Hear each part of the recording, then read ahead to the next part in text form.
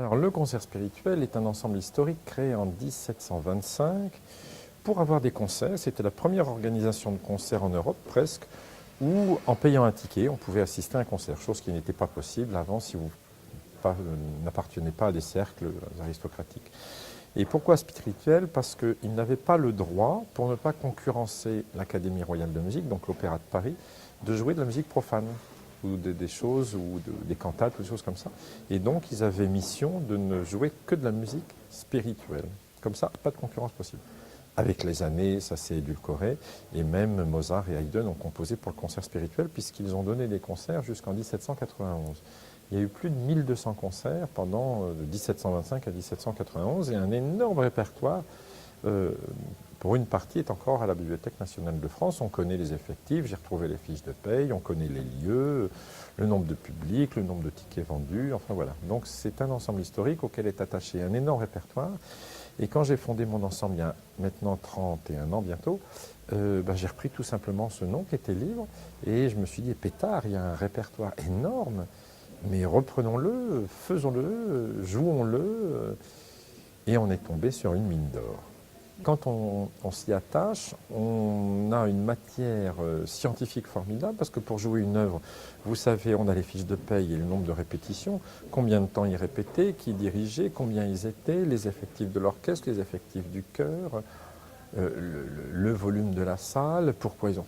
C'est formidable, c'est une mine de solutions, de réponses techniques, scientifiques à toutes nos questions historique, musicologique. Gloria et le Magnificat de Vivaldi, là c'est une autre partie de ma recherche qui est plutôt la musique sacrée en Europe. Et ce qui m'intéresse beaucoup, c'est ce qui se passe dans les couvents, dans les orphelinats et tout ça, parce qu'on se rend compte, logiquement, que dans un monastère d'hommes, il n'y a pas de femmes, dans un monastère de femmes, il n'y a pas d'hommes, dans un orphelinat de jeunes filles, il n'y a pas d'hommes. Comment étaient données les œuvres? Or, par exemple, on sait que Vivaldi, pour faire de l'argent, a édité, alors que cette œuvre était commandée pour l'Hospédale, uniquement pour des jeunes filles, il l'a édité à 4 voix mixtes pour 2 voix d'hommes, 2 voix de femmes. Comme ça, beaucoup de chorales en Europe pouvaient le jouer, de chœur. Et il a fait beaucoup d'argent. C'était uniquement une version commerciale pour... Mais si on revient à l'original dont la source a disparu, on se rend compte que de chaque côté de l'hôtel du retable de l'Hospédale de Venise, vous avez 2 tribunes avec des rideaux dans lesquels jouaient 2 orchestres faisant face à face et 2 chœurs.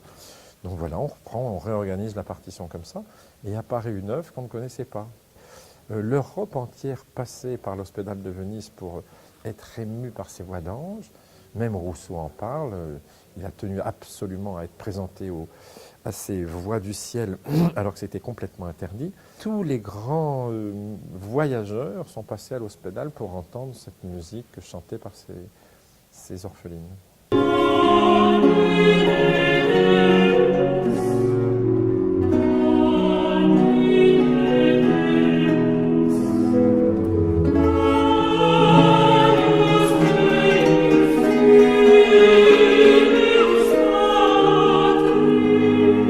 Vous savez, on fait carrière avec ses amis, généralement, avec les gens avec lesquels on a étudié.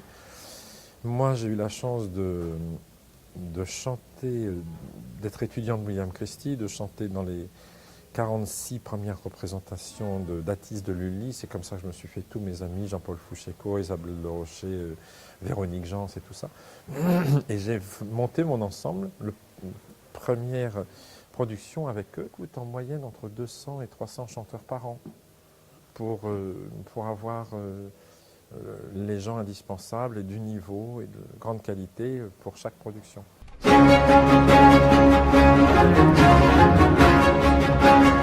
La rencontre avec notre productrice, c'est comme souvent dans les festivals qui sont portés par une personne, c'est une passion éhontée pour un genre, alors là pour un genre musical qui est la musique baroque, et là Françoise, elle est forcenée là-dessus. Je pense que c'est une maladie, c'est quelque chose.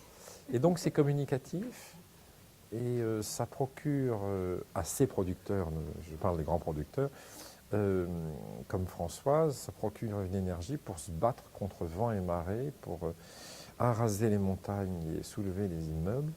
pour faire venir des musiciens. Et il faut savoir que c'est une bataille à chaque fois. Donc c'est devenu de plus en plus difficile. Donc il faut reconnaître aux producteurs leur ténacité, leur absence de fatigue, leur passion perpétuelle, leur envie. Oh là là.